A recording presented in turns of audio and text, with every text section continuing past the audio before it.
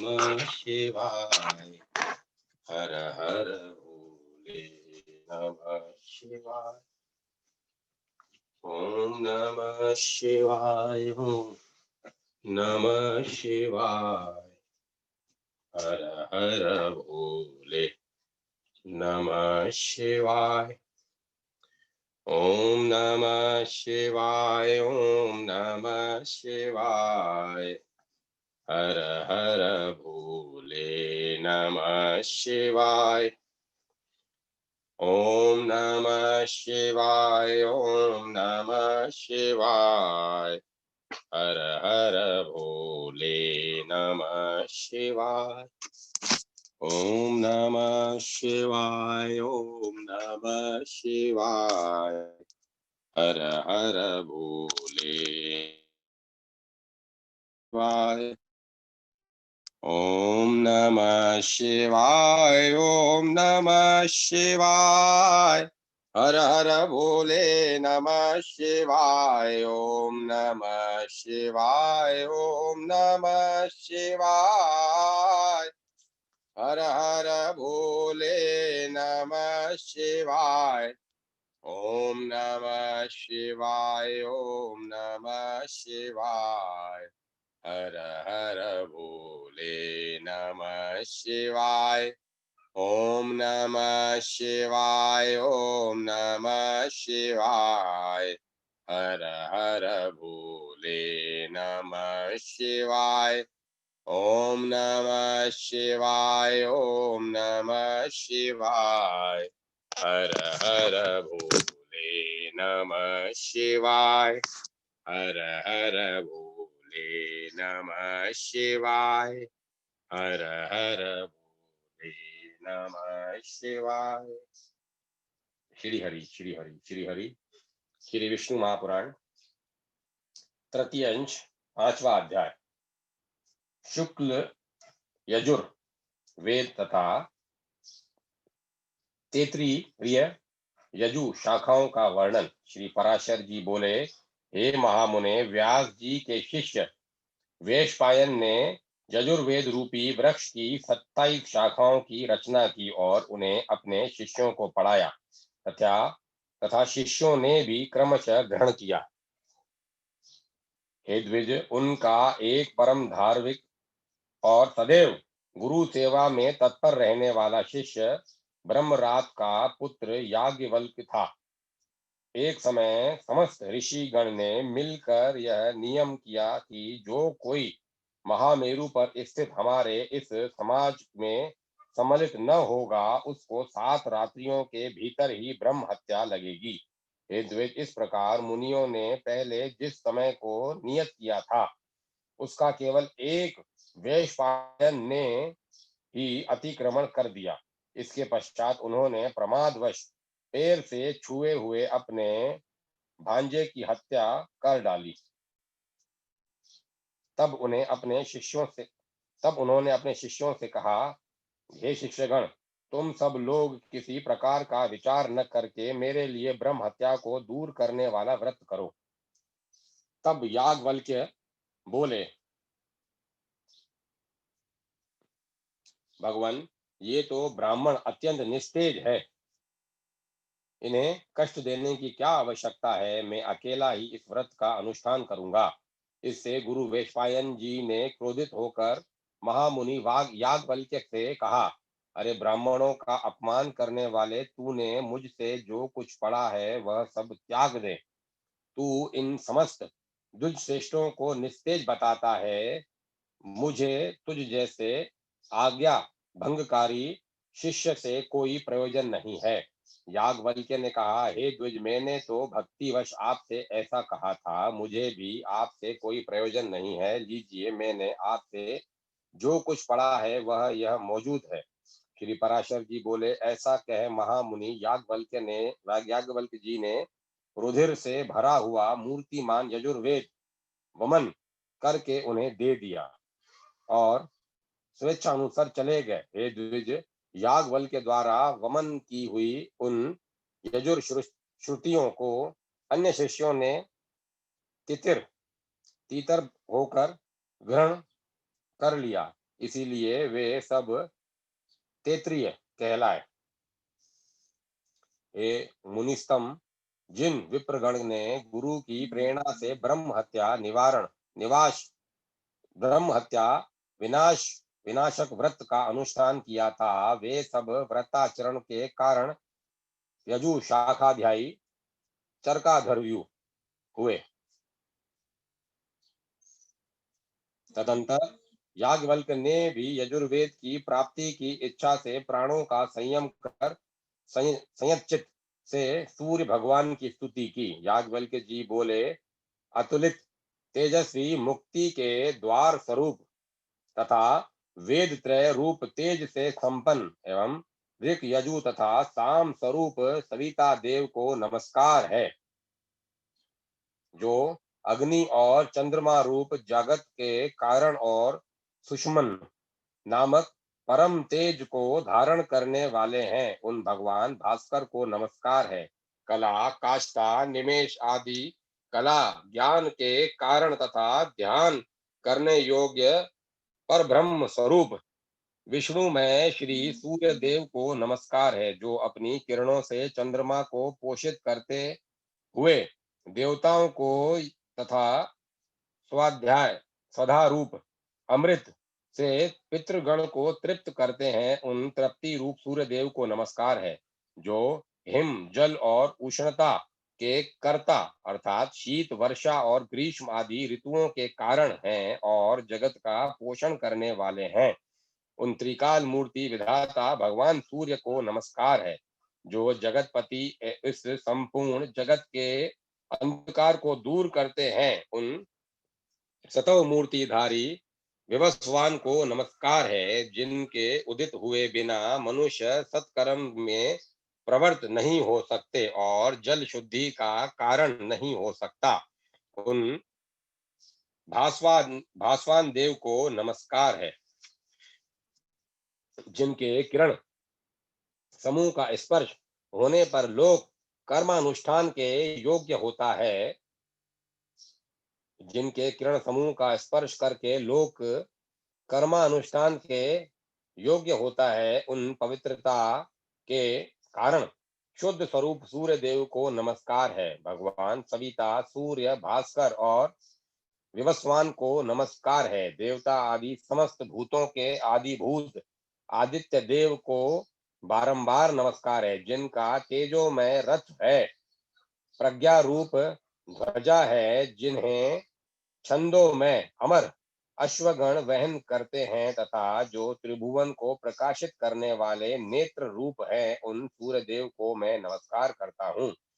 श्री पराशर जी बोले, उनके इस प्रकार स्तुति करने पर भगवान सूर्य अश्व रूप से प्रकट होकर बोले, तुम अपना अभिष्ट वर मांगो। तब याज्ञवल्क्य जी ने उन्हें प्रणाम करके कहा, आप मुझे उन यजु श्रुतियों का उपदेश कीजिए, जिन्हें मेरे गुरुजी ने न जानते हो। आप मुझे उन यजुर यजु श्रुतियों का उपदेश कीजिए, जिन्हें मेरे गुरुजी भी न जानते हों। उनके ऐसा कहने पर भगवान सूर्य ने उन्हें अयात्याम नामक यजु श्रुतियों का उपदेश किया, जिन्हें उनके गुरु वेशपायन जी भी नहीं जानते थे। हे द्विजोत्तम, उन श्रुतियों को जिन ब्राह्मणों ने पढ़ा था, वे वाजी नाम से विख्यात हुए, क्योंकि उनका उपदेश करते समय सूर्य भी अश्वरूप हो गए थे। हे महाभाग, उन वाजी श्रुतियों की कणव आदि 15 शाखाएं हैं। वे सब शाखाएं महर्षि याज्ञवल्क्य जी की प्रवर्त की हुई कही जाती हैं। इति श्री विष्णु पुराणे तृतीय अंशे पंचमो अध्याय। छठा अध्याय साम वेद की शाखा 18 पुराण और 14 विधाओं के विभाग का वर्णन। श्री पराशर जी बोले, हे मैत्रेय, इस क्रम से व्यास जी के शिष्य जेमिनी ने सामवेद की शाखाओं का विभाग किया था, वह मुझसे सुनो। जेमिनी का पुत्र सुमंतु था और उनका पुत्र सुकर्मा हुआ। उन दोनों महामती पुत्र पौत्रों ने सामवेद की एक एक शाखा का अध्ययन किया। तदंतर सुमंतु के पुत्र सुकर्मा ने अपनी सामवेद संहिता के एक सहस्त्र शाखा भेद किए और हे द्विजोतम उन्हें उसके कौशल्य हिरण्यनाभ तथा पौषपंजी नामक दो महाव्रती शिष्यों ने ग्रहण किया। हिरण्याब ने 500 शिष्य हिरण्याब के 500 शिष्य थे जो उदिच सामग कहलाए। इसी प्रकार जिन अन्य द्विजोत्तमों ने इतनी ही संहिताएं हिरण्यनाभ से और ग्रहण की उन्हें पंडित जन प्राच्य सामग कहते हैं। पौषपंजी के शिष्य लोकाक्षी, नोधमी, कक्षीवान और लांगली थे। उनके शिष्य प्रशिष्यों ने अपनी अपनी संहिताओं के विभाग करके उन्हें बहुत बड़ा दिया।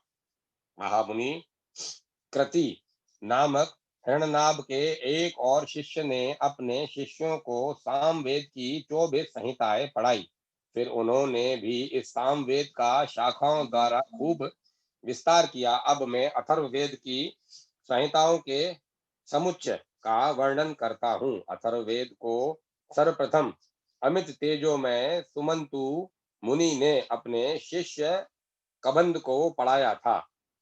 फिर कबंद ने उसके दो भाग कर उन्हें देवदर्श और पथ्य नामक अपने शिष्यों को दिया।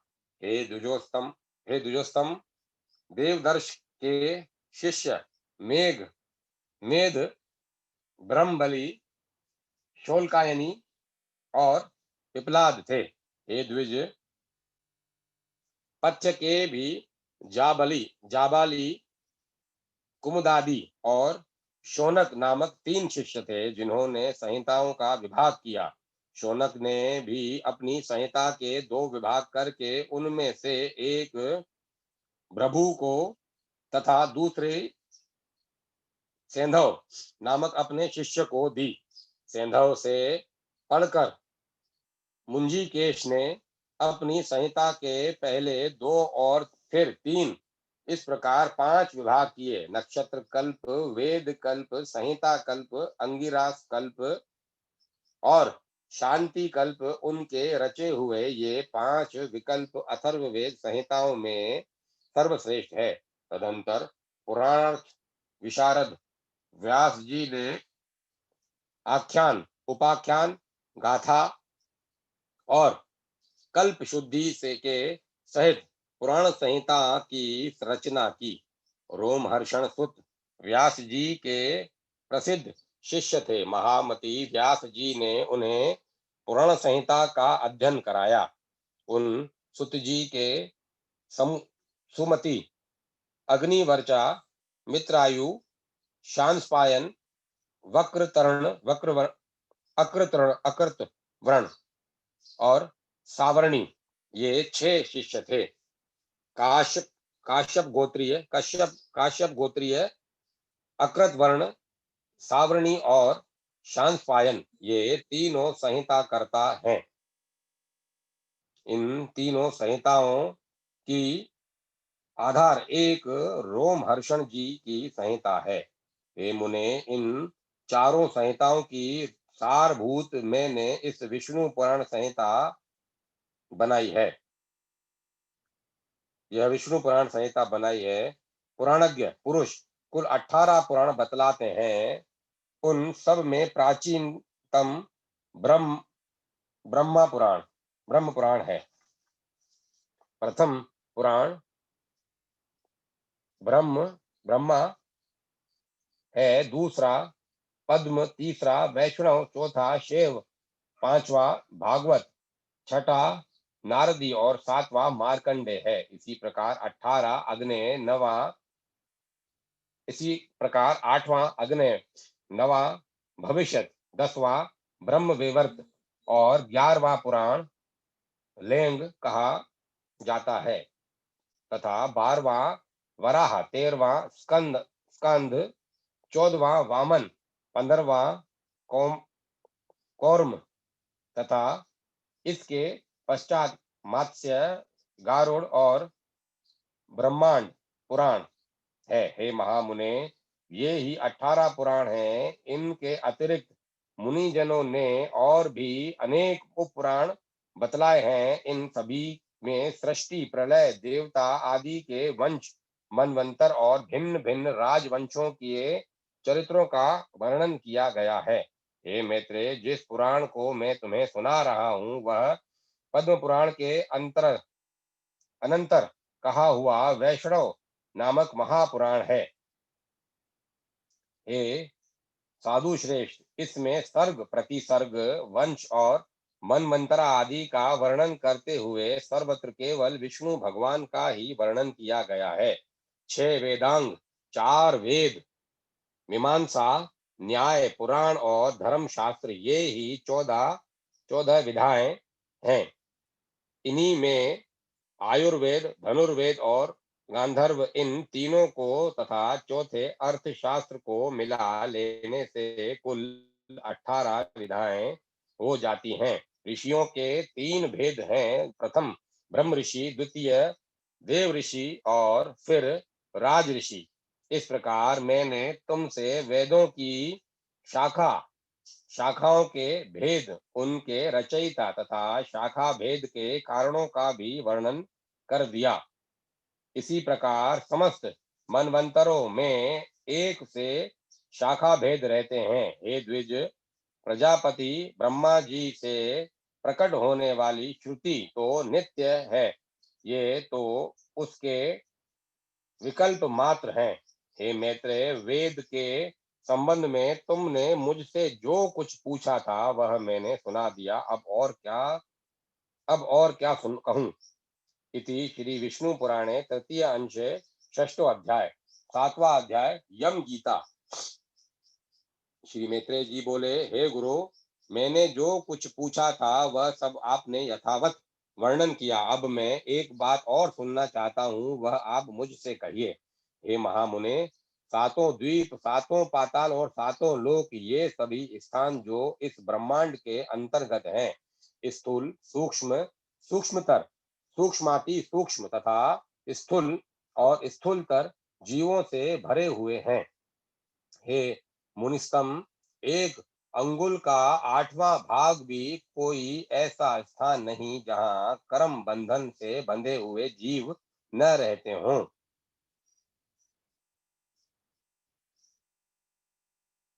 हे मुनिस्तम, एक अंगुल का 8वां भाग भी कोई ऐसा स्थान नहीं जहाँ कर्म बंधन से बंधे हुए जीव न रहते हों। किंतु हे भगवान, आयु के समाप्त होने पर ये सभी यमराज के वशीभूत हो जाते हैं और उन्हीं के आदेशानुसार नरक आदि नाना प्रकार की यातनाएं भोगते हैं। तदंतर पाप भोग के समाप्त होने पर वे देवादि योनियों में घूमते रहते हैं। सकल शास्त्रों का ऐसा ही मत है। अतः आप मुझे वह कर्म बतलाइए जिसे करने से मनुष्य यमराज के वशीभूत नहीं होता। मैं आपसे यही सुनना चाहता हूँ। श्री पराशर जी बोले, हे मुने, यही प्रश्न महात्मा नकुल ने पितामह भीष्म से पूछा था। उसके उत्तर में उन्होंने जो कुछ कहा था वह सुनो।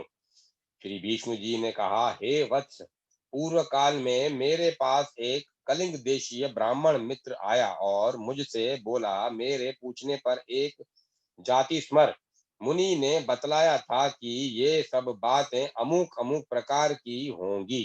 हे वत्स, उस बुद्धिमान ने जो जो बातें जिस जिस प्रकार होने को कही थी वे सब ज्यों की त्यों हुई हैं।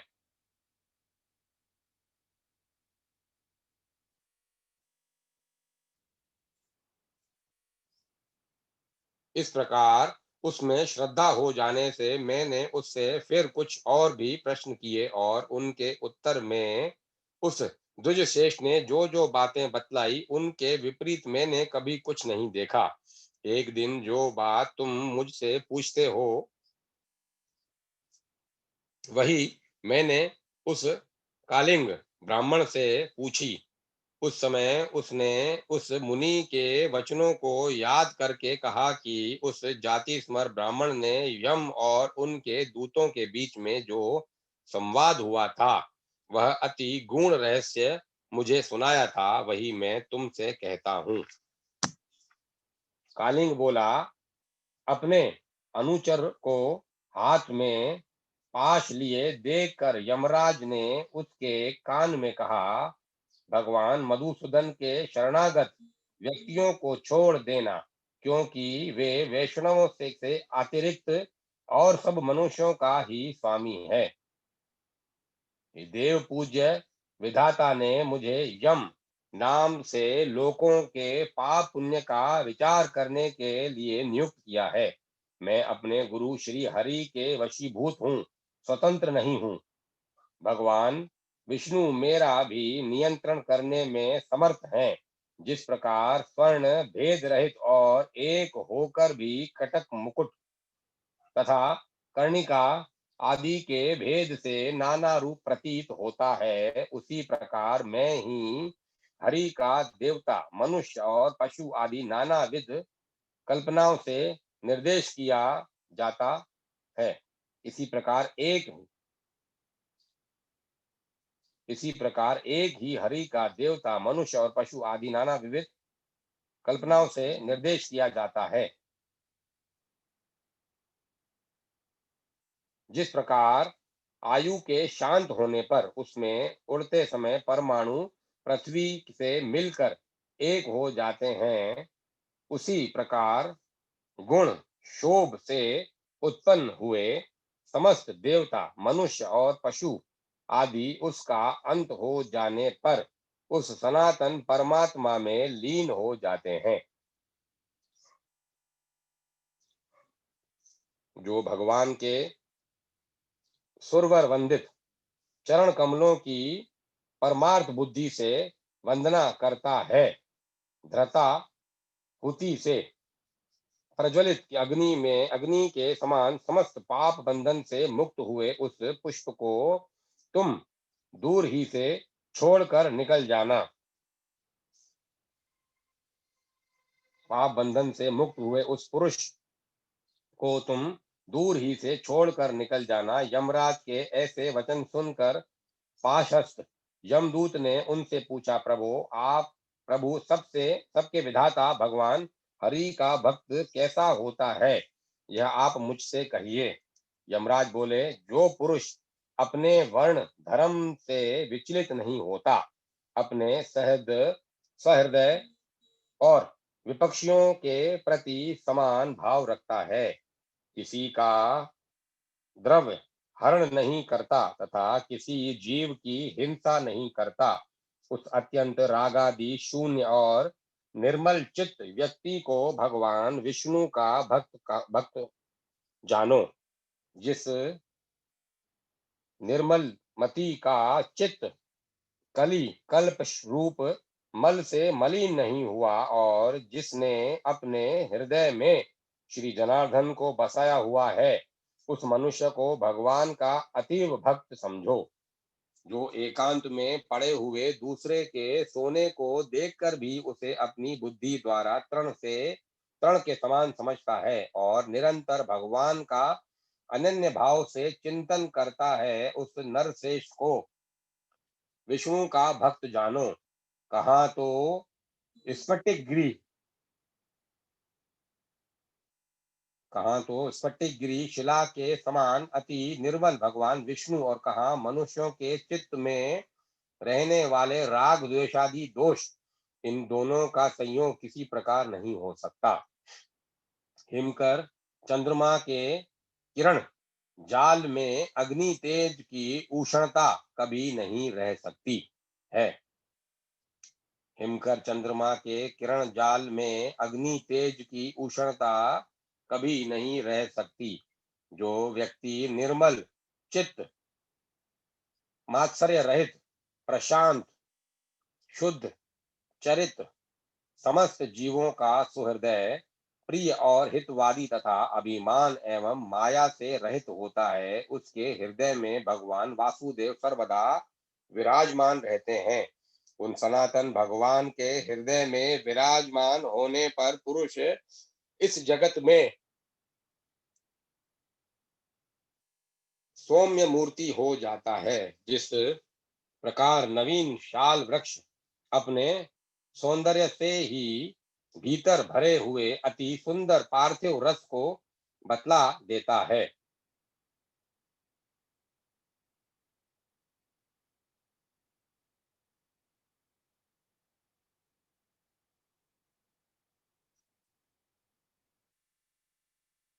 हे दूत, यम और नियम के द्वारा जिनकी पाप राशि दूर हो गई है, जिनका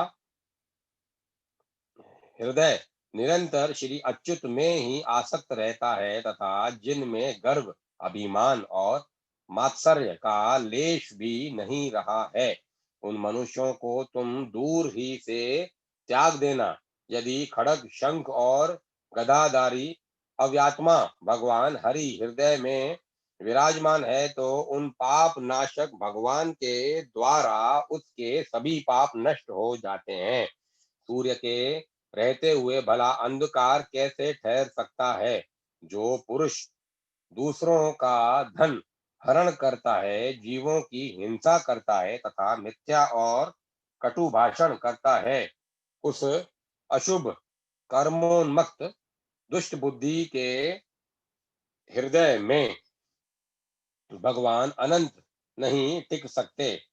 जो कुमति दूसरों के वैभव को नहीं देख सकता, जो दूसरों की निंदा करता है, साधु जनों का उपकार करता है तथा साधु जनों का अपकार करता है, उपकार नहीं अपकार करता है, तथा संपन्न होकर भी न तो श्री विष्णु भगवान की पूजा ही करता है और न उन भक्तों को दान ही देता है, उस अधम के हृदय में श्री जनार्दन का निवास कभी नहीं हो सकता। जो दुष्ट बुद्धि अपने परम सुहृदय बंधु बांधव, स्त्री, पुत्र, कन्या, पिता तथा भृत्य वर्ग के अति प्रति अर्थ तृष्णा प्रकट करता है, उस पापचारी को भगवान का भक्त मत समझो।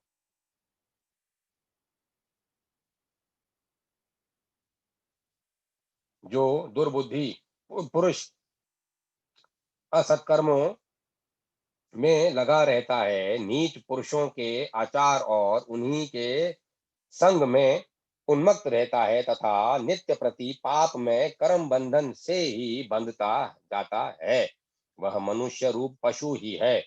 वह भगवान वासुदेव का भक्त नहीं हो सकता।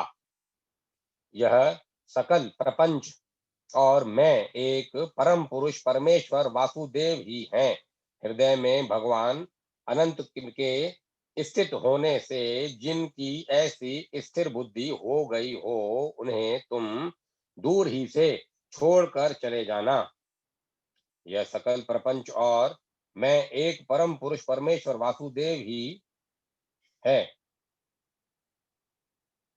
हृदय में भगवान अनंत की स्थिति होने से जिनकी ऐसी स्थिर बुद्धि हो गई हो,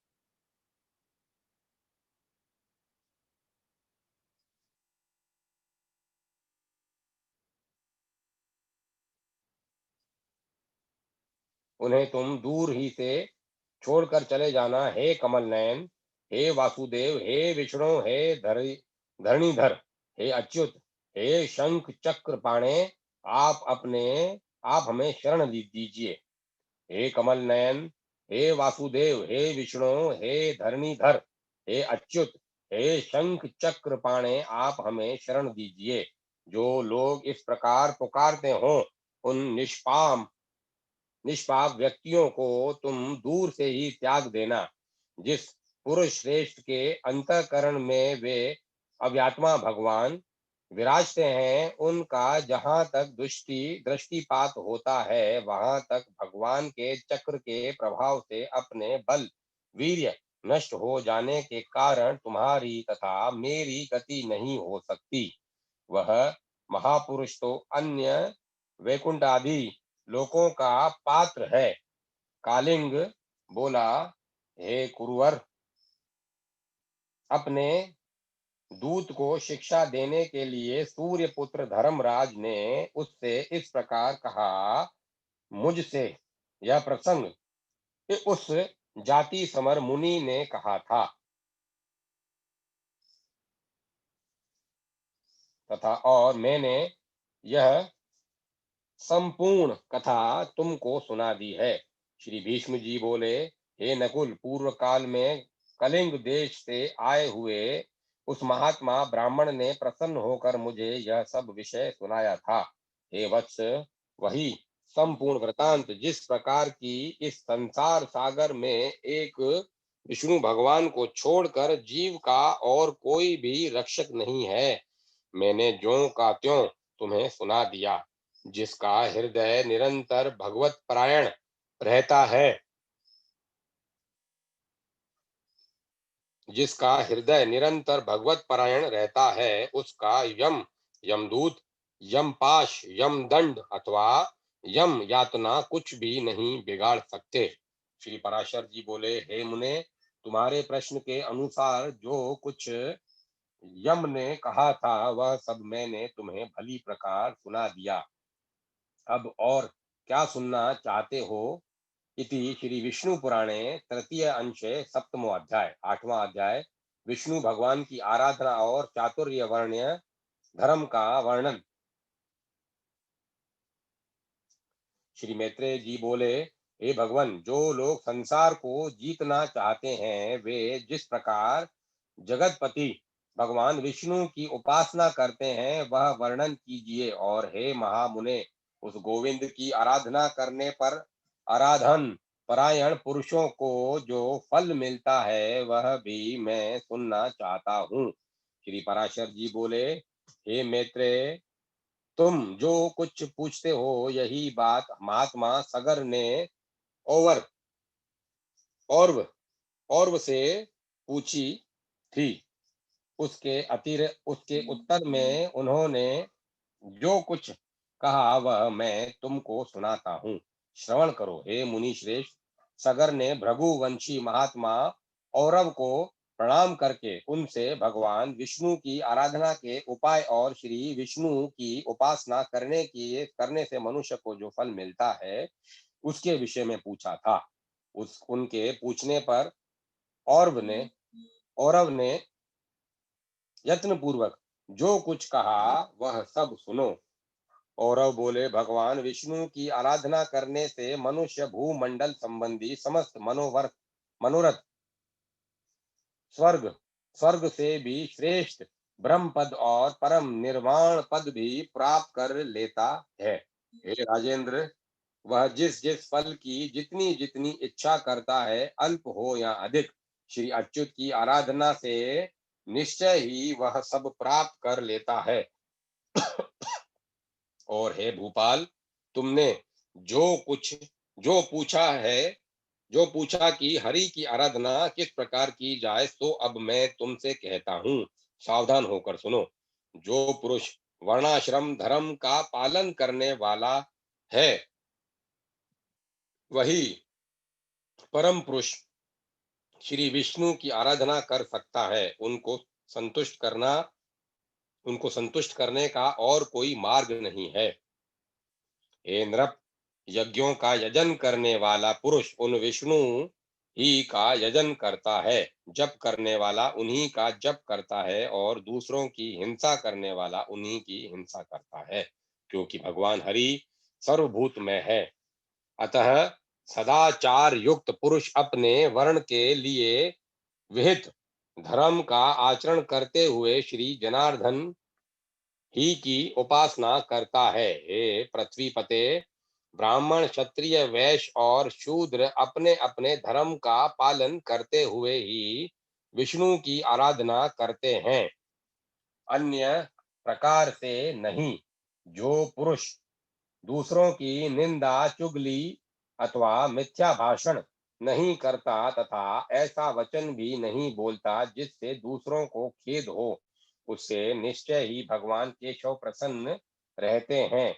हे राजन, जो पुरुष दूसरों की स्त्री, धन और हिंसा में रुचि नहीं करता उससे सर्वदा ही भगवान केशव संतुष्ट रहते हैं।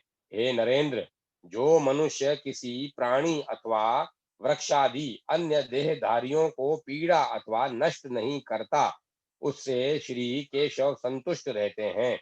जो पुरुष देवता, ब्राह्मण और गुरुजनों की सेवा में सदा तत्पर रहता है, हे नरेश्वर, उससे गोविंद सदा प्रसन्न रहते हैं। जो व्यक्ति स्वयं अपने और अपने पुत्रों के समान ही समस्त प्राणियों का भी हित चिंतक होता है, वह सुगमता से ही श्री हरि को प्रसन्न कर लेता है। हे नृप, जिसका चित्त रागादि दोषों से दूषित नहीं है, उस विशुद्ध चित्त पुरुष से भगवान विष्णु सदा संतुष्ट रहते हैं। हे नृप श्रेष्ठ, हे नृप श्रेष्ठ, शास्त्रों में जो जो वर्णाश्रम धर्म कहे हैं, उन उनका ही आचरण करके पुरुष विष्णु की आराधना कर सकता है और किसी प्रकार नहीं। सगर बोले, हे द्विजश्रेष्ठ, अब मैं संपूर्ण वर्ण धर्म और आश्रमों आश्रम धर्म को सुनना चाहता हूँ, कृपा कर कर वर्णन कीजिए। और बोले, जिनका मैं वर्णन करता हूँ, उन ब्राह्मण, क्षत्रिय, वैश्य और शूद्रों के धर्मों का तुम एकाग्रचित्त होकर क्रमशः श्रवण करो। ब्राह्मणों का कर्तव्य है कि दान दें ब्राह्मणों का कर्तव्य है कि दान दें, यज्ञों द्वारा देवताओं का यजन करें, स्वाध्यायशील हों, नित्य स्नान तर्पण करें और अग्न्या ध्यान आदि कर्म करता रहें। ब्राह्मण को उचित है कि वृत्ति के लिए दूसरों से यज्ञ करावे, औरों को पढ़ावे और न्यायोपार्जित शुद्ध धन में से न्याय अनुकूल द्रव्य संग्रह करे। ब्राह्मण को कभी किसी का अहित नहीं करना चाहिए और सर्वदा समस्त प्राणियों के हित में तत्पर रहना चाहिए। संपूर्ण प्राणियों में मैत्री रखना ही ब्राह्मण का परम धन है। पत्थर में और पारे पारे पराए पत्थर में और पराये रत्न में ब्राह्मण को समान बुद्धि रखनी चाहिए। हे राजन, पत्नी के विषय में ऋतुगामी होना ही ब्राह्मण के लिए प्रशंसनीय कर्म है। क्षत्रिय को उचित है कि ब्राह्मणों को यथेष्ट दान दे, विविध यज्ञों का अनुष्ठान करे और अध्ययन करे। शस्त्र धारण करना और पृथ्वी की रक्षा करना ही क्षत्रिय की उत्तम आजीविका है। इनमें भी पृथ्वी पालन ही उत्कृष्टतर है। पृथ्वी पालन से ही राजा लोग कृतकृत्य हो जाते हैं, क्योंकि पृथ्वी में होने वाले यज्ञादि कर्मों का अंश राजा को मिलता है। जो राजा अपने वर्ण धर्म को स्थिर रहता है, वह दुष्टों को दंड देने और साधु जनों का पालन करने में अपने अभिष्ट लोकों को प्राप्त कर लेता है। हे नरनाथ, लोक पितामह ब्रह्मा जी ने वैश्यों को पशुपालन, वाणिज्य और कृषि ये जीविका रूप से दिए हैं। अध्ययन, यज्ञ, दान और नित्य नैमित्तिक आदि कर्मों का अनुष्ठान, ये कर्म उसके लिए भी विहित हैं। शूद्रादि का कर्तव्य यही है कि द्विजादियों की प्रयोजन सिद्धि के लिए कर्म करे और उसी से अपना पालन पोषण करे, अथवा आपातकाल में जब उक्त उपायों से जीविका निर्वाह न हो सके, तो वस्तुओं के लेने बेचने अथवा कारीगरी के कामों में निर्वाह करे। अति नम्रता, शोच, निष्कपट स्वामी सेवा, मंत्रहीन यज्ञ, अस्तेय सत्संग और ब्राह्मणों की रक्षा करना, ये शूद्र के प्रधान कर्म है। हे राजन, शूद्र को भी उचित है कि दान दे, बलि, वैश्व, देव देव अथवा नमस्कार आदि अल्प यज्ञों का अनुष्ठान करे, पितृ श्राद्ध आदि कर्म करे, अपने आश्रित कुटुंबियों को के भरण पोषण के लिए सकल वर्णों से द्रव्य संग्रह करे और ऋतु काल में अपनी ही स्त्री से प्रसंग करे। हे नरेश्वर, इनके अतिरिक्त समस्त प्राणियों पर दया,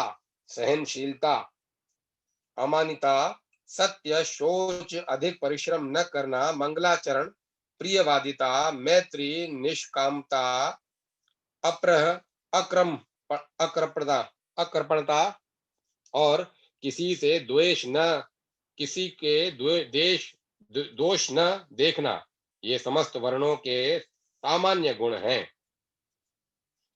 सब वर्णों के सामान्य लक्षण इसी प्रकार हैं। अब इन ब्राह्मण आदि चारों वर्णों के आप आपाधर्म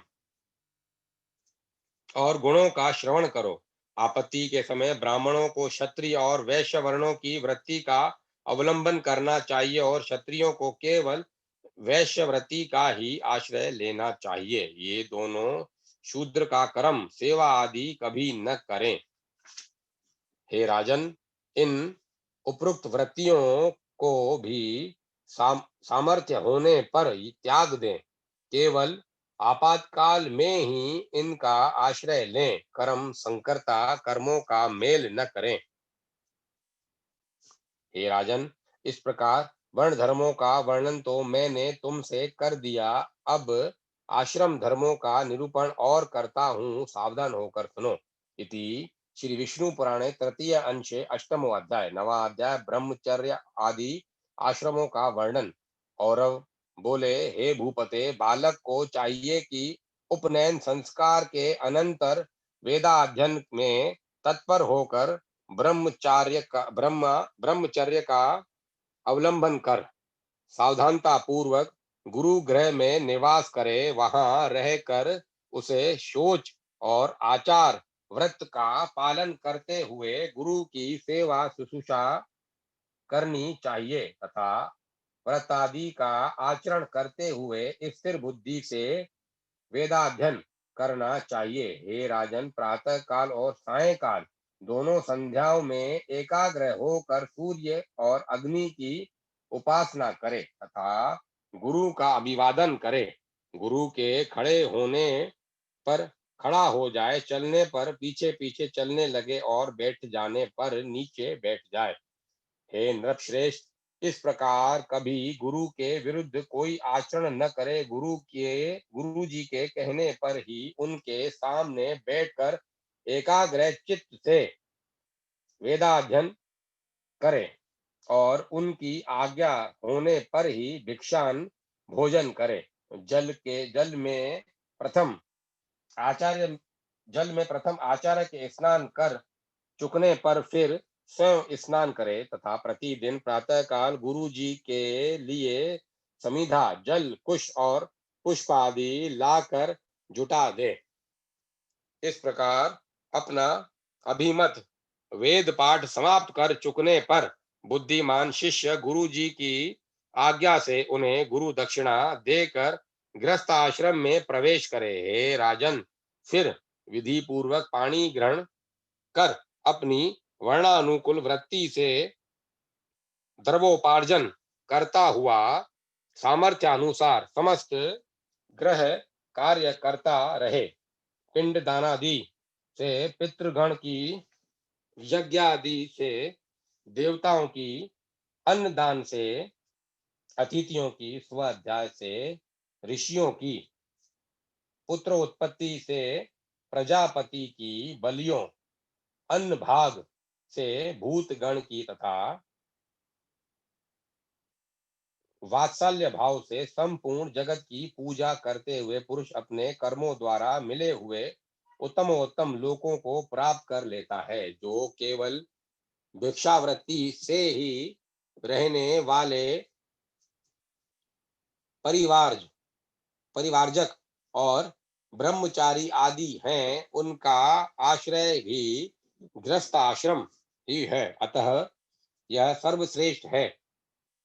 हे राजन, विप्रगण वेदाध्ययन, तीर्थ स्नान और देश दर्शन के लिए पृथ्वी पर्यटन किया करते हैं। उनमें से जिनका कोई निश्चित ग्रह अथवा भोजन प्रबंध नहीं होता और जो जहाँ सायंकाल हो जाता है वहीं ठहर जाते हैं, उन सब का आधार और मूल गृहस्थ आश्रम ही है।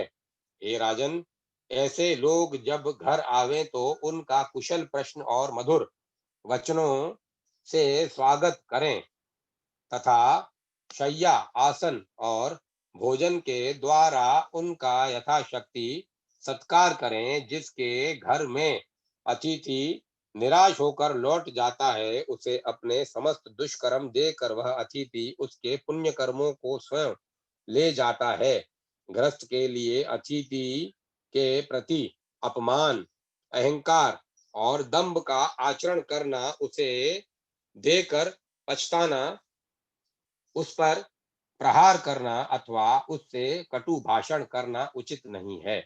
इस प्रकार जो गृहस्थ अपने परम धर्म का पूर्णतः पालन करता है, वह समस्त बंधनों से मुक्त होकर अच्युतम लोकों को प्राप्त कर लेता है। हे राजन, इस प्रकार गृहस्थोचित कार्य करते करते जिसकी व्यवस्था अवस्था ढल गई हो, उस गृहस्थ को उचित है कि स्त्री को पुत्रों के प्रति सौंप कर अथवा अपने साथ लेकर वन को चला जाए। वहां पत्र, मूल, फल आदि का आहार करता हुआ होम, श्मश्रु, दाढ़ी, मूछ और जटाओं को धारण कर पृथ्वी पर शयन करे और मुनिव्रति का अवलंबन कर सब प्रकार अतिथि की सेवा करे। उसे चर्म, काक्ष और कुशाओं से अपना बिछोना तथा ओढ़ने का वस्त्र बनाना चाहिए। हे नरेश्वर, उस मुनि के लिए त्रिकाल स्नान का विधान है। इसी प्रकार देव पूजन, होम, सब अतिथियों का सत्कार, भिक्षा और बलि वैश्वदेव भी उसके विहित कर्म है। हे राजेंद्र, वन्य तेल आदि को शरीर में मलना और शीतोषण का सहन करते हुए तपस्या में लगे रहना उसके प्रशस्त कर्म है। जो वानप्रस्थ मुनि इन नियत कर्मों का आचरण करता है, वह अपने समस्त दोषों को अग्नि के समान भस्म कर देता है और नित्य लोकों को प्राप्त कर लेता है।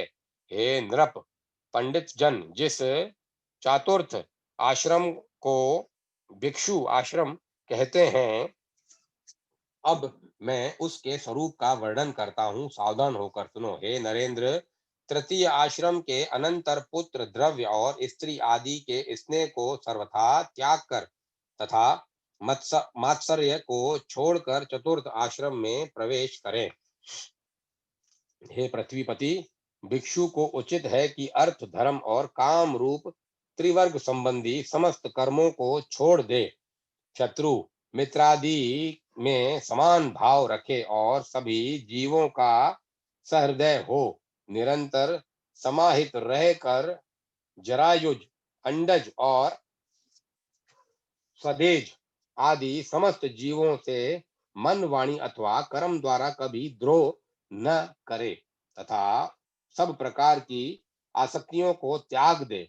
ग्राम में एक रात और पुर में 5 रात्रि तक रहे और इतने दिन भी तो इस प्रकार रहे जिससे किसी से प्रेम अथवा द्वेष न हो। जिस समय घरों में अग्नि शांत हो जाए और लोग भोजन कर चुके, उस समय प्राण रक्षा के लिए उत्तम वर्णों में भिक्षा के लिए जाए। परिवारज परिवारजक को चाहिए कि काम, क्रोध तथा दर्प, लोभ और मोह आदि समस्त दुर्गुणों को छोड़कर ममता शून्य होकर रहे। जो मुनि समस्त प्राणियों को अभयदान देकर विचरता है, उसको भी किसी से कभी कोई भय नहीं रहता। जो ब्राह्मण चतुर्थ आश्रम में अपने शरीर में स्थित प्राण आदि सहित जठराग्नि के उद्देश्य से अपने मुख में भिक्षान रूप हवि से हवन करता है, वह ऐसा अग्निहोत्र करके अग्निहोत्रियों के लोकों को प्राप्त हो जाता है। हे ब्राह्मण, ब्रह्म से भिन्न सभी मिथ्या है, संपूर्ण जगत भगवान का ही संकल्प है। ऐसे बुद्धि योग से युक्त होकर यथाविधि आचरण करता हुआ इस मोक्षाश्रम का पवित्रता और सुख पूर्वक आचरण करता है, वह निर्धन अग्नि के समान शांत होता है और उन अंत में ब्रह्म लोक प्राप्त करता है। इति श्री विष्णु पुराणे तृतीय अंशे नवो अध्याय। 10वां अध्याय जात कर्म, नामकरण और विवाह संस्कार की विधि। सगर बोले, हे द्विज श्रेष्ठ, आपने चारों आश्रम और चारों वर्णों के कर्मों का वर्णन किया। अब मैं आपके द्वारा मनुष्यों के षोडश संस्कार रूप कर्मों को सुनना चाहता हूँ। हे भृगु श्रेष्ठ, मेरा विचार है आप सर्वज्ञ हैं, अतएव आप मनुष्यों के नित्य नैमित्तिक और काम्य आदि सब प्रकार के कर्मों का निरूपण कीजिए। कौरव बोले, हे राजन, आपने जो नित्य नैमित्तिक आदि क्रियाकलाप के विषय में पूछा, सो मैं सबका वर्णन करता हूँ। एकाग्र चित्त होकर सुनो। पुत्र के समान होने पर पिता को चाहिए कि उसके जात कर्म आदि, पुत्र के उत्पन्न होने पर पिता को चाहिए कि उसके जात कर्म आदि सकल क्रियाकांड और अभ्युदायिक श्राद्ध करे।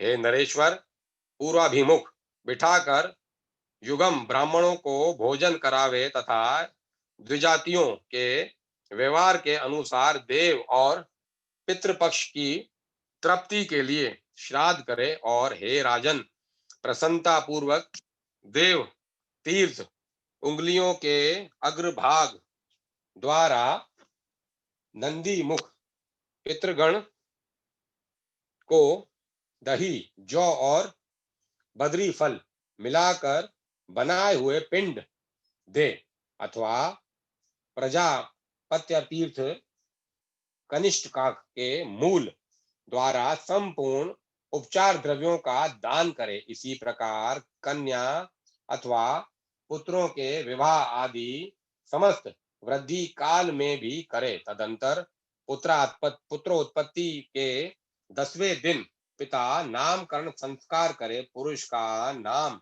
पुरुषवाचक होना चाहिए, उसके पूर्व में देववाचक शब्द हो और पीछे शर्मा वर्मा आदि होने चाहिए। ब्राह्मण के नाम के अंत में शर्मा, क्षत्रिय के अंत में वर्मा और वैश्य के और शूद्रों के नामांतरण में क्रमशः गुप्त और दास शब्दों का प्रयोग करना चाहिए। नाम अर्थहीन, अविहित, अपशब्द युक्त, अमांगलिक और निंदनीय न होना चाहिए और उसके अक्षर समान होने चाहिए। अति दीर्घ, अति लघु तथा कठिन अक्षरों से युक्त नाम न रखें, जो सुखपूर्वक उच्चारण किया जा सके और जिसके पीछे के वर्ण लघु हों, ऐसे नाम का व्यवहार करें। तदंतर उपनयन संस्कार हो जाने पर गुरु गृह में रहकर विधि पूर्वक विद्या अध्ययन करे। हे भूपाल, फिर विद्या अध्ययन कर चुकने पर गुरु को दक्षिणा देकर यदि गृहस्थाश्रम में प्रवेश करने की इच्छा हो तो विवाह कर ले, या दृढ़ संकल्प पूर्वक नैष्ठिक ब्रह्मचर्य ग्रहण कर गुरु अथवा गुरु पुत्रों की सेवा शुश्रूषा करता रहे, अथवा अपनी इच्छा अनुसार वानप्रस्थ या संन्यास ग्रहण कर ले। हे राजन, पहले जैसा संकल्प किया हो वैसा ही करे। यदि विवाह करना हो तो अपने से तृतीयांश अवस्था वाली कन्या से विवाह करे और अधिक या अल्प केश वाली अथवा अति सांवली या पांडुवर्णा भूरे रंग की स्त्री से संबंध न रखे।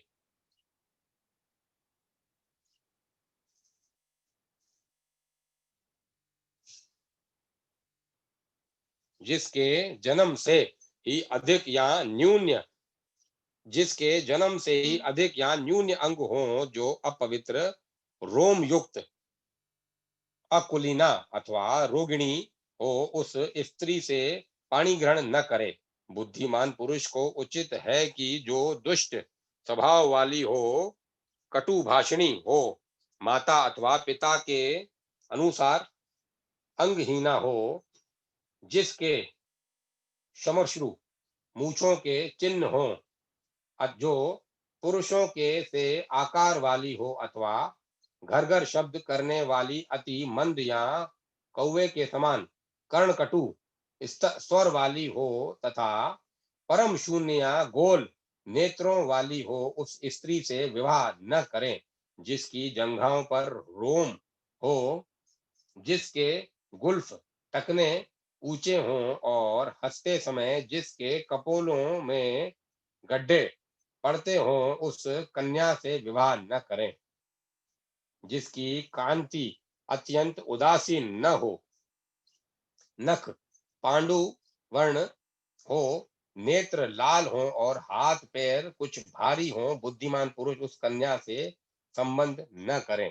जो अति वामन नाटी अथवा अति दीर्घ लंबी हो, जिसकी भ्रुकुटियां जुड़ी हुई हो, जिसके दांतों में अधिक अंतर हो, तथा जो दंतुर आगे के दांत निकले हुए मुख वाली हो, उस स्त्री से कभी विवाह न करे। हे राजन, मातृ पक्ष से 5वीं पीढ़ी तक और पितृपक्ष से 7वीं पीढ़ी तक जिस कन्या का संबंध न हो, ग्रस्त पुरुष को नियम अनुसार उसी से विवाह करना चाहिए।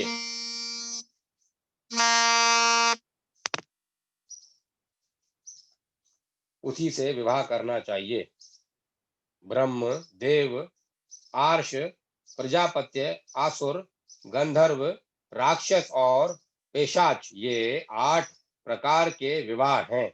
इनमें से जिस विवाह को जिस वर्ण के लिए महर्षियों ने धर्मानुकूल कहा है, उसी के द्वारा दार परिग्रह करे, अन्य विधियों को छोड़ दे। इस प्रकार सधर्मिणी को प्राप्त कर उसके साथ ग्रासवत्य धर्म का पालन करे, क्योंकि उसका पालन करने पर वह महान फल देने वाला होता है। इति श्री विष्णु पुराणे तृतीय अंश 10वां अध्याय। 11वां अध्याय गृहस्थ संबंधी सदाचार का वर्णन। सगर बोले, हे मुने, मैं गृहस्थ के सदाचार को सुनना चाहता हूँ, जिनका आचरण करने से इहलोक और परलोक दोनों जगह पतित नहीं होती।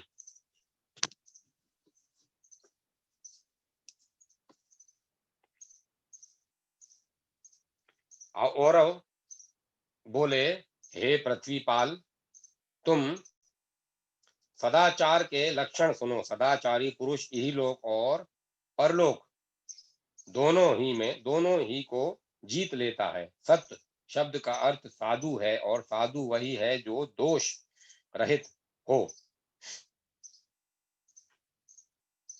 उस साधु पुरुष का जो आचरण होता है, उसी को सदाचार कहते हैं।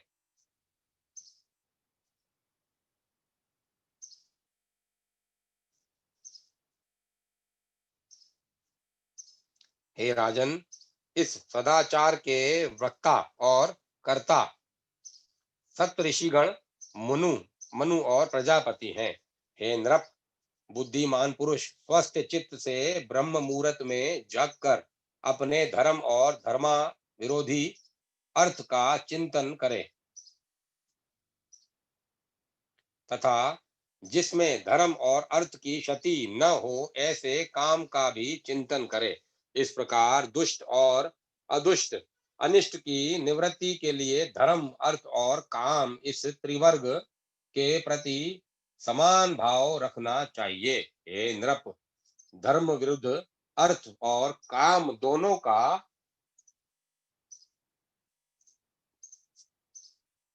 त्याग कर दे, तथा ऐसे धर्म का भी आचरण न करे जो उत्तर काल में दुख में अथवा समाज विरुद्ध हो।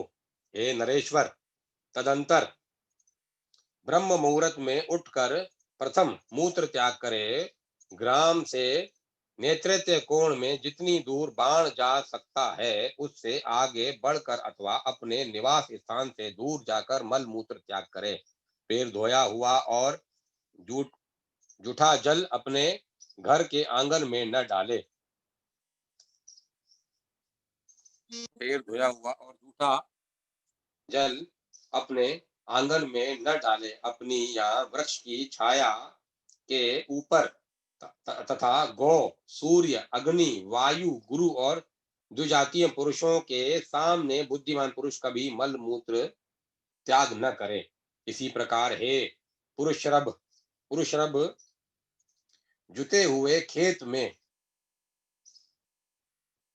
सस्य संपन्न भूमि में, गौओं के गोष्ठ में, जन समाज में, मार्ग के बीच में, नदी आदि तीर्थ स्थान में, जल अथवा जलाशय के तट पर, शमशान में भी कभी मल मूत्र का त्याग न करे। हे राजन, कोई विशेष आपत्ति न हो तो प्राज्ञ पुरुष को चाहिए कि दिन के समय उत्तर मुख और रात्रि के समय दक्षिण मुख होकर मल मूत्र का त्याग करे।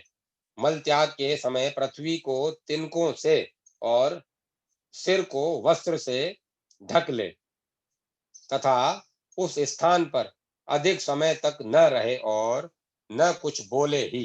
हे राजन, बांबी की चूहों द्वारा बिल से निकाली हुई, जल के भीतर की, शोच कर्म के बीच हुई, घर के लीपन की, चींटी आदि छोटे छोटे जीवों द्वारा निकाली हुई और हल से उखाड़ी हुई इन सब प्रकार की मृतिकाओं का शोच कर्म में उपयोग न करे।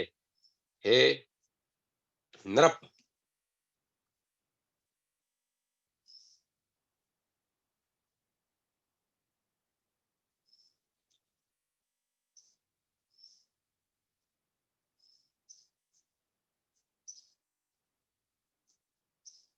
हे नृप, लिंग में 1 बार, गुदा में 3 बार, बाएं हाथ में 10 बार और दोनों हाथों में 7 बार मृतिका लगाने से शोच संपन्न होता है। तदंतर गंध और फेन रहित स्वच्छ जल से आचमन करे तथा फिर सावधानता पूर्वक बहुत सी मृतिका ले।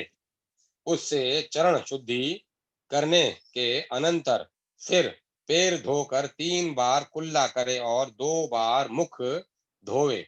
तत्पश्चात जल लेकर शिरोदेश में स्थित इंद्रिय रंध्र, मुद्रा, बाहु, नाभि और हृदय को स्पर्श करे।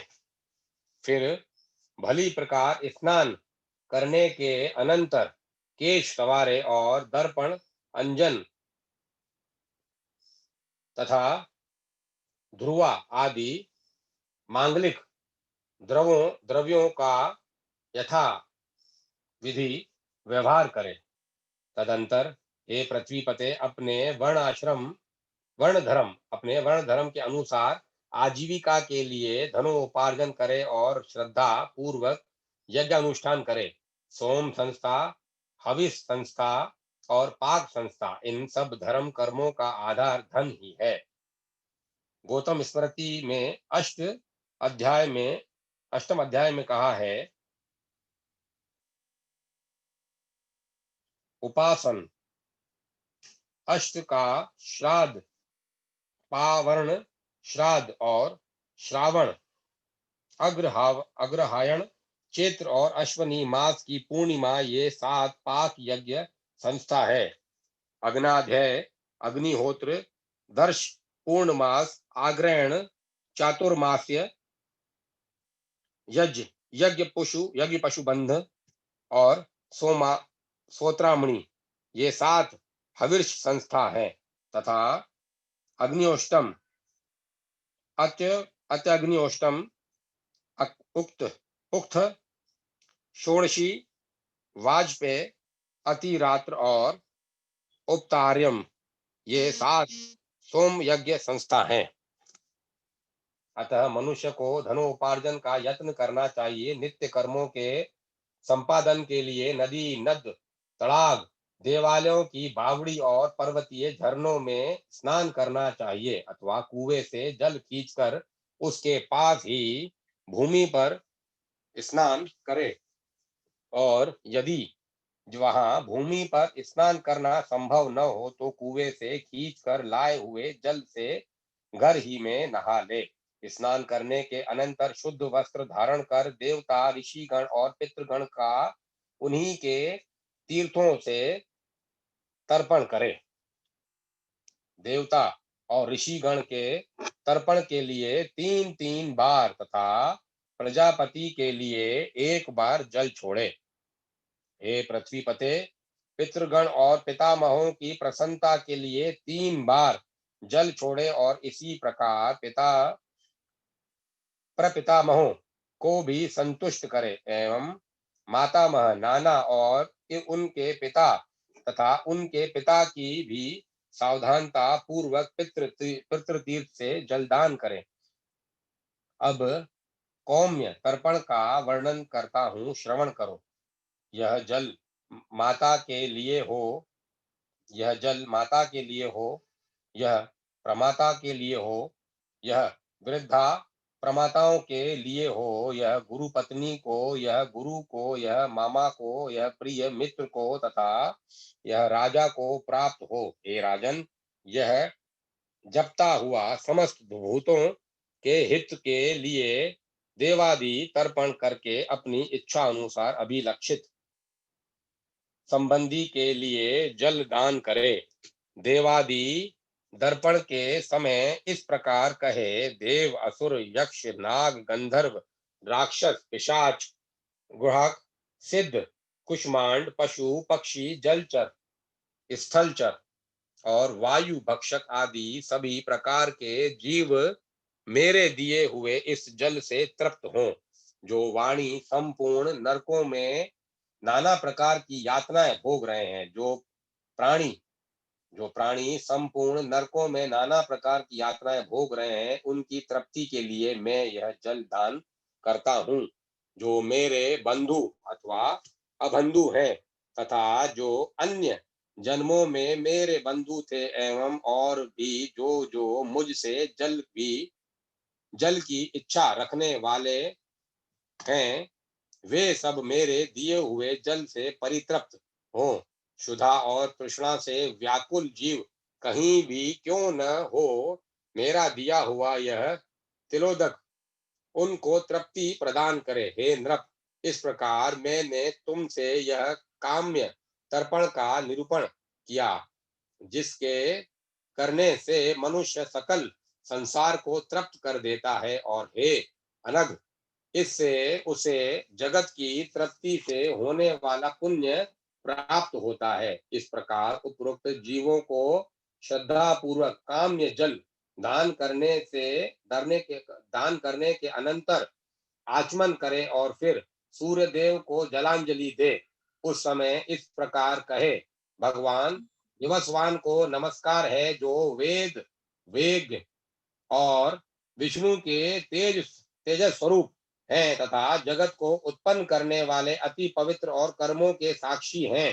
तदंतर जलाभिषेक और पुष्प तथा धूपादि निवेदन करता हुआ ग्रह देव और इष्ट देव का पूजन करे। हे नृप, फिर अपूर्व अग्निहोत्र करे। उसमें पहले ब्रह्मा को और तदंतर क्रमशः प्रजापति, गुहा, कश्यप और अनुमति को आदर पूर्वक आहुति दे।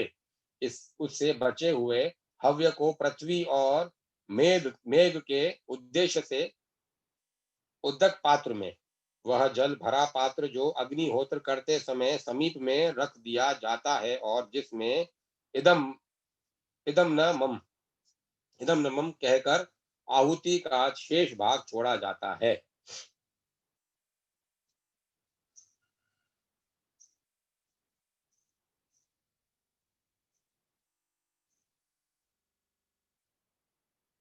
धाता और विधाता के उद्देश्य से द्वार के दोनों ओर तथा ब्रह्मा के उद्देश्य से घर के मध्य में छोड़ दे। हे पुरुषो व्याघ्र।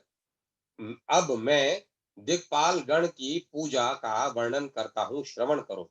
बुद्धिमान पुरुष को चाहिए कि पूर्व, दक्षिण, पश्चिम और उत्तर दिशाओं में क्रमशः इंद्र, यम, वरुण और चंद्रमा के लिए हुतचिष्ट सामग्री से बलि प्रदान करे। पूर्व और उत्तर दिशाओं में धनवंतरी के लिए बलि दे तथा उसके अनंतर बलि वैश्व देव कर्म करे। बलि वैश्व देव के समय वायव्य कोण में वायु को तथा अन्य समस्त दिशाओं में वायु एवं उन दिशाओं को बलि दे।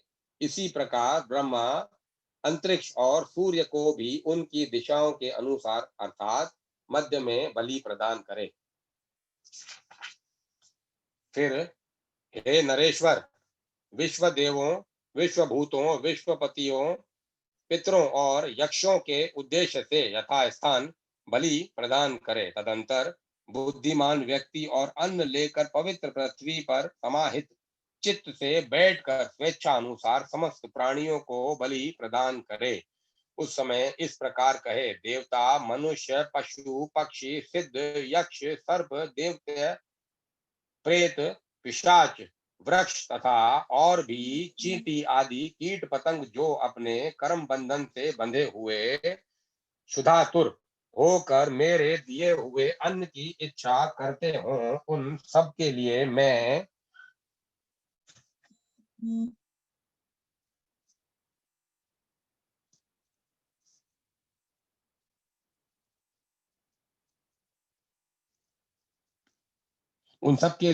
यह अन्न दान करता हूँ। वे इससे परितृप्त और आनंदित हों जिनका माता पिता अथवा कोई और बंधु नहीं है तथा अन्न प्रस्तुत करने का साधन और अन्न भी नहीं है। उनकी तृप्ति के लिए पृथ्वी पर मैंने यह अन्न रखा है।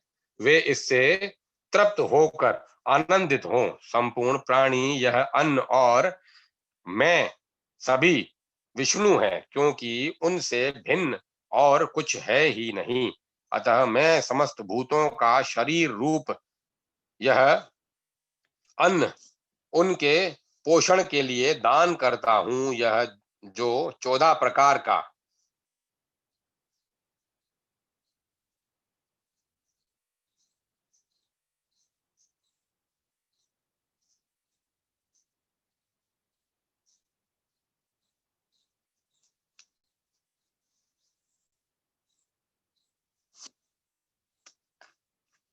14 भूत समुदायों का वर्णन इस प्रकार किया गया है, अर्थात 8 प्रकार का देव संबंधी, 5 प्रकार का त्रियोग योनियों संबंधी और 1 प्रकार का मनुष्य योनि संबंधी यह संक्षेप से भौतिक सर्ग कहलाता है। इनका पृथक पृथक विवरण इस प्रकार है।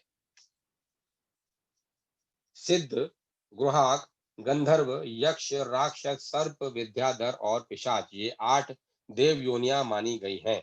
और सरीसर्प, वानर, पशु, मृग, जंगली प्राणी और पक्षी ये 5 त्रियंग योनि कही गई हैं।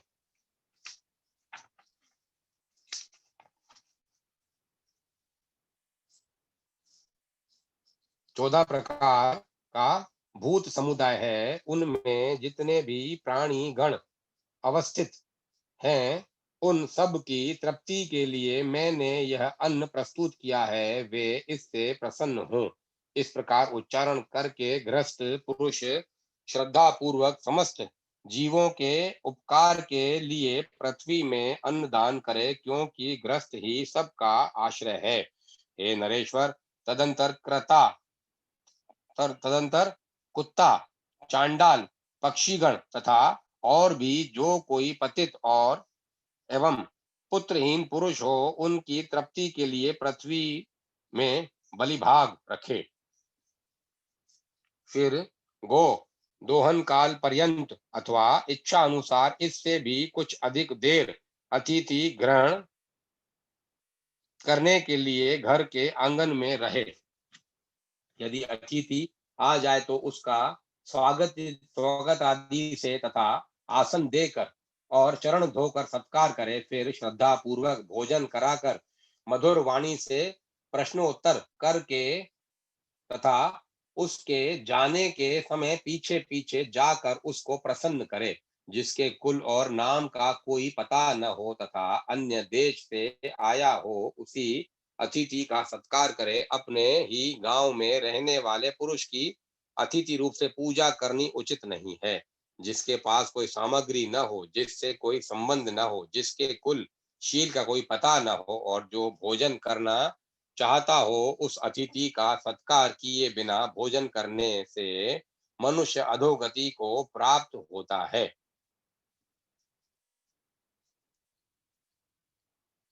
गृहस्थ पुरुष को चाहिए कि आए हुए अतिथि के अध्ययन, गोत्र, आचरण और कुल आदि के विषय में कुछ भी न पूछकर हृदयगर्भ बुद्धि से उसकी पूजा करे। हे नृप, अतिथि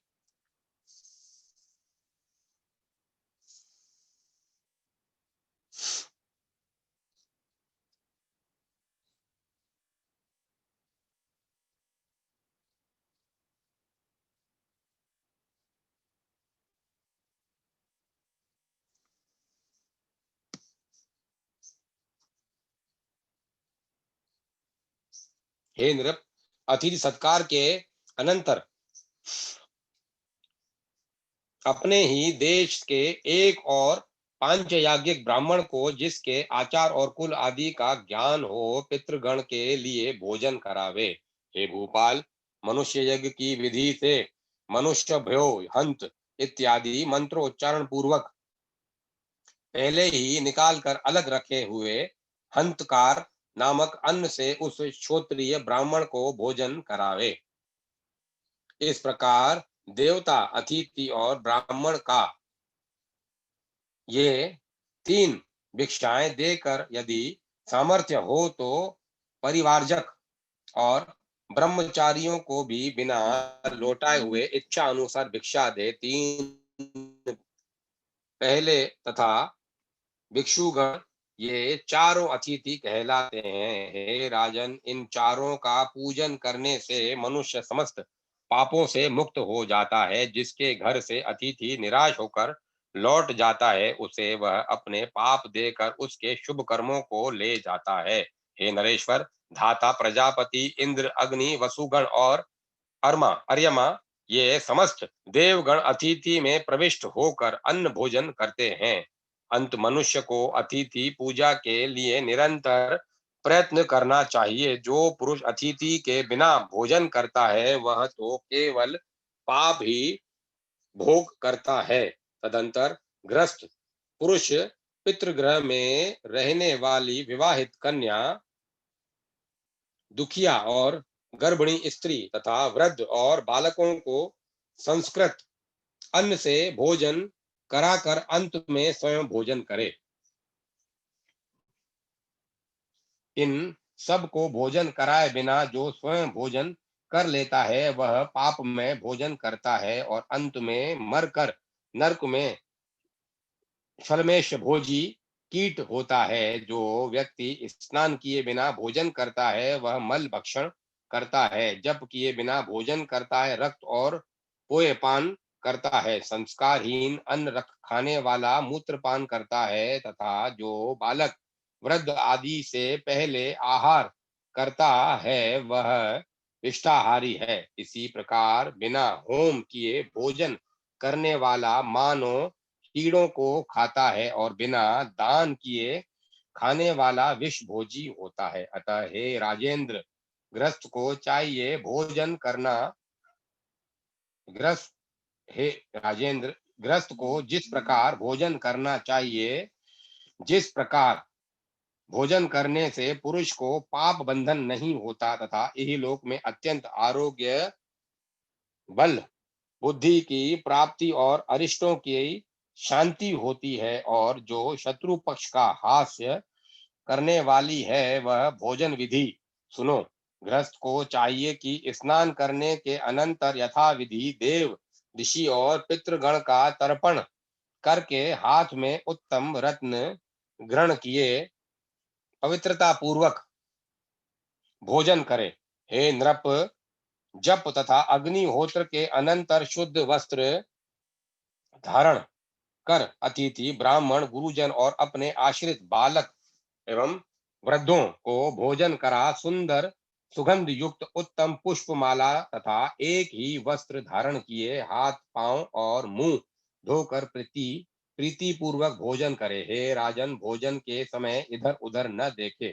मनुष्यों को चाहिए कि पूर्व अथवा उत्तर की ओर मुख करके अनमना न होकर उत्तम और पथ्य अन्न को पोषण के लिए रखे हुए मंत्रपूत जल से छिड़क कर भोजन करे। जो अन्न दुराचारी व्यक्तियों का लाया हुआ हो, घृणा जनक हो अथवा बलि वैश्य देव आदि संस्कार शून्य हो, उसको ग्रहण न करे। हे द्विज, ग्रस्त पुरुष अपने खाद्य में से कुछ अंश अपने शिष्य तथा अन्य भूखे प्यासों को देकर उत्तम और शुद्ध पात्र में शांत चित्त से भोजन करे। हे नरेश्वर, किसी बेंत आदि के आसन कुर्सी आदि पर रखे हुए पात्र में अयोग्य स्थान में असमय संध्या आदि काल में अथवा अत्यंत संकुचित स्थान में कभी भोजन न करे। मनुष्य को चाहिए कि परोसे हुए भोजन का अग्रभाग अग्नि को देकर भोजन करे। हे नृप, जो अन्न मंत्रपूत और प्रशस्त हो तथा जो बासी न हो, उसी को भोजन करे।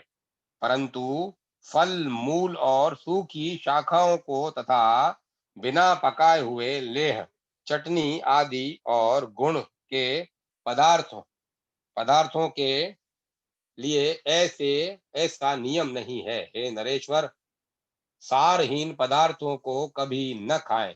हे पृथ्वी पते, विवेकी पुरुष मधु जल दही घी और सत्तू के सिवाय और किसी पदार्थ को पूरा न खाए।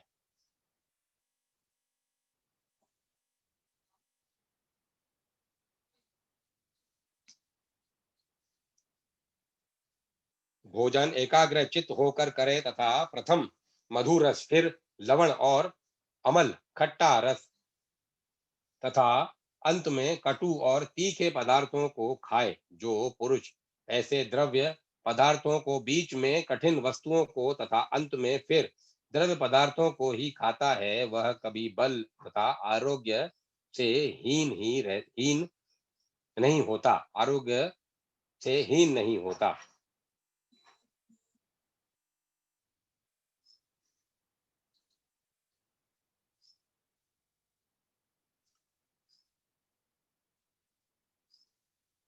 इस प्रकार वाणी का संयम करके अनिश्चित अनिषिद्ध अन्न भोजन करे। अन्न की निंदा न करे। प्रथम 5 ग्रास अत्यंत मौन होकर ग्रहण करे।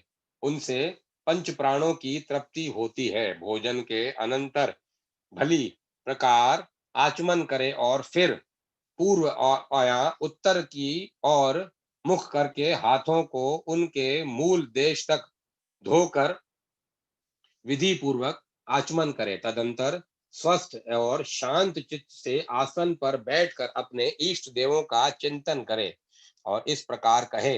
प्राण रूप पवन से प्रज्वलित हुआ जठराग्नि आकाश के द्वारा आकाश युक्त अन्न का परिपाक करे और फिर अन्न रस से मेरे शरीर के पार्थिव धातु को पुष्ट करे, जिससे मुझे सुख प्राप्त हो।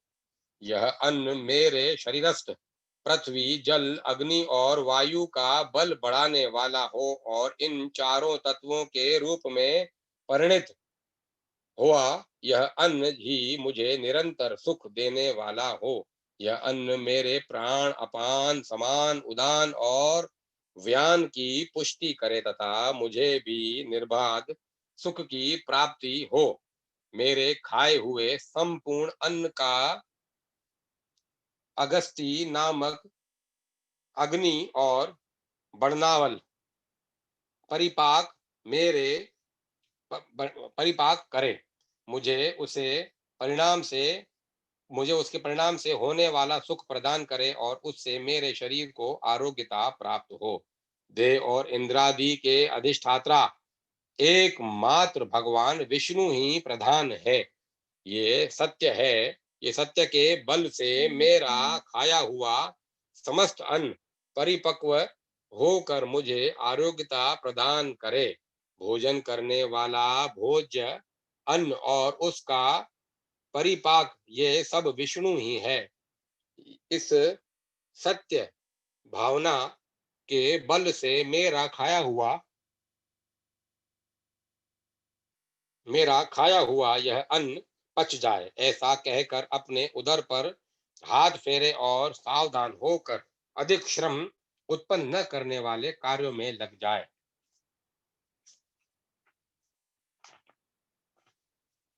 स्वेच्छा स्वछात्रों सच शास्त्रों के का अवलोकन आदि सन्मार्ग के अविरोधी विनोदों से शेष दिन को व्यतीत करे और फिर सायंकाल के समय सावधानता पूर्वक संध्या उपासन करे। हे राजन, बुद्धिमान पुरुष को चाहिए कि सायंकाल के समय सूर्य के रहते हुए और प्रातःकाल तारागण के चमकते हुए ही भली प्रकार आचमन आदि करके विधि पूर्वक संध्या उपासना करे। हे पार्थिव, सूतक पुत्र जन्म आदि से होने वाली अशुचिता, अशोच, मृत्यु से होने वाली अशुचिता, उन्माद, रोग और भय आदि कोई बाधा न हो तो प्रतिदिन ही संध्या उपासन करना चाहिए। एक जो पुरुष रुग्ण अवस्था को छोड़कर और कभी सूर्य के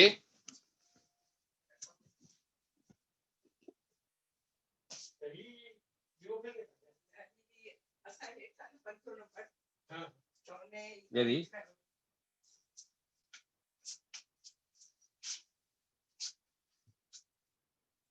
जो पुरुष रुग्ण अवस्था को छोड़कर और कभी सूर्य के अथवा उदय अथवा अस्त के समय सोता है, वह प्रायश्चित का भागी होता है। अतः हे महिमते, ग्रस्त पुरुष सूर्योदय उदय से पूर्व ही उठकर प्रातः संध्या करे और सायंकाल में भी तत्कालीन संध्या वंदन करे, सोए नहीं। हे नृप, जो पुरुष प्रातः अथवा सायंकालीन संध्योपासन नहीं करते, वे दुरात्मा अंधा मिस्र नरक में पड़ते हैं। तदंतर हे पृथ्वीपते, सायंकाल के समय सिद्ध किए हुए अन्न से ग्रह पत्नी मंत्रहीन बलि वैश्य देव करे, उस दिन भी उसी प्रकार शवपच आदि के लिए अन्न दान किया जाता है। बुद्धिमान पुरुष उस समय आए हुए अतिथि का भी सामर्थ्य अनुसार सत्कार करे। हे राजन, प्रथम पांव धुलाने,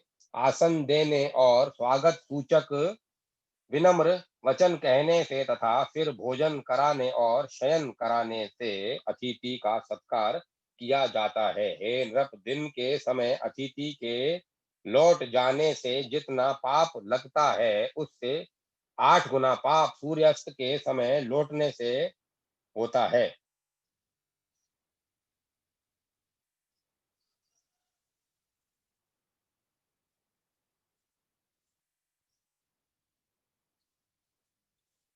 अतः हे राजेंद्र, सूर्यास्त के समय आए हुए अतिथि का ग्रस्त पुरुष अपनी सामर्थ्य अनुसार अवश्य सत्कार करे, क्योंकि उसका पूजन करने से ही समस्त देवताओं का पूजन हो जाता है। मनुष्य को चाहिए कि अपनी शक्ति के अनुसार उसे भोजन के लिए अन्न, शाक या जल देकर तथा सोने के लिए शैया या घास फूस का बिछोना अथवा पृथ्वी ही देकर उसका सत्कार करे। हे नृप, तदंतर ग्रस्त पुरुष सायंकाल का भोजन करके तथा हाथ पांव धोकर छिद्रादिहीन काष्ठ में शैया पर लेट जाए, जो काफी बड़ी न हो, टूटी हुई हो, ऊंची नीची हो, मलिन हो अथवा जिसमें जीव हो या जिस पर कुछ बिछा हुआ न हो, उस शैया पर न सोए।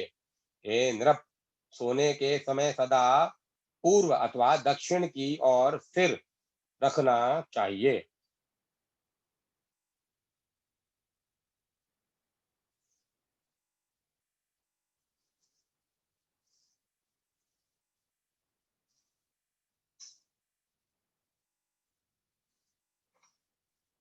इसके इनके विपरीत दिशाओं की ओर सिर रखने से रोगों की उत्पत्ति होती है। हे पृथ्वी पते, ऋतु काल में अपनी ही स्त्री से संग करना उचित है। पुलिंग नक्षत्र में युगम और उनमें भी पीछे की रात्रि में शुभ समय में स्त्री प्रसंग करें। किंतु यदि स्त्री अप्रसन्ना, रोगिणी, रजस्वला, निर्भिलाक्षिणी, क्रोधिता, दुखिनी अथवा गर्भिणी हो तो उसका संग न करें। जो सीधे स्वभाव की न हो, परिभा लक्षणी अथवा निर्भिलाक्षिणी हो, क्षुधाता हो, अधिक भोजन किए हुए हो अथवा पर स्त्री हो, उसके पास न जाएं। और यदि अपने में ये दोष हो तो भी स्त्री गमन न करें। पुरुष को उचित है कि स्नान करने के अनंतर माला और गंध धारण कर काम और अनुराग युक्त होकर स्त्री गमन करे। जिस समय अति भोजन किया हो अथवा क्षुधित हो, उस समय उसमें प्रवृत्त न हो। हे राजेंद्र, चतुर्दशी, अष्टमी, अमावस्या, पूर्णिमा और सूर्य की संक्रांति ये सब पर्व दिन हैं। इन पर्व दिनों में तेल, स्त्री अथवा मांस का भोग करने वाला पुरुष मरने पर विष्ठा और मूत्र से भरे हुए नरक में पड़ता है।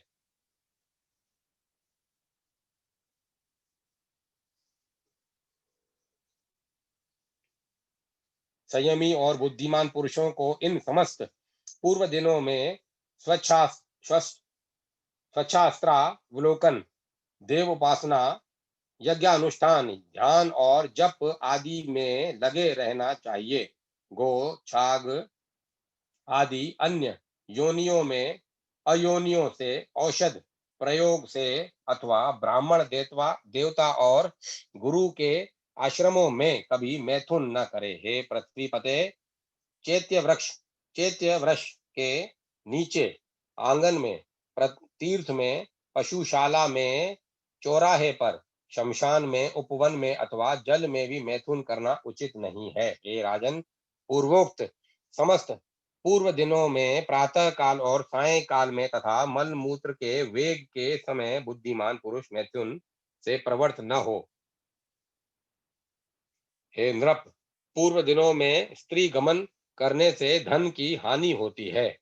पर्व दिनों में स्त्री गमन करने से धन की हानि होती है। दिन में करने से पाप होता है, पृथ्वी पर करने से रोग होता है और जलाशय में स्त्री प्रसंग करने से अमंगल होता है। पर स्त्री से तो वाणी से क्या, मन से भी प्रसंग न करे, क्योंकि उनसे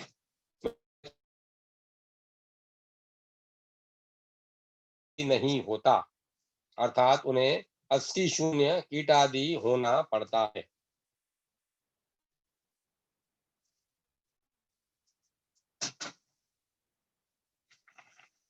पर स्त्री से आसक्ति पुरुष को इहलोक और परलोक दोनों जगह भय देने वाली और इलोक में भी उसकी आयु क्षीण हो जाती है और मरने पर वह नरक में जाता है। ऐसा जानकर बुद्धिमान उपरोक्त दोषों से रहित अपनी ही ऋतु काल में प्रसंग करे और उसकी विशेष अभिलाषा हो तो बिना ऋतु काल के लिए भी गमन करे। इति श्री विष्णु पुराणे तृतीय अंशे एकोदशे अध्याय 12वां अध्याय ग्रस्त संबंधी सदाचार वर्णन। अब मैं कथा को यहीं विराम देता हूँ। कल अपन यहाँ से आनंद लेंगे इसका 12वां अध्याय। दूसरा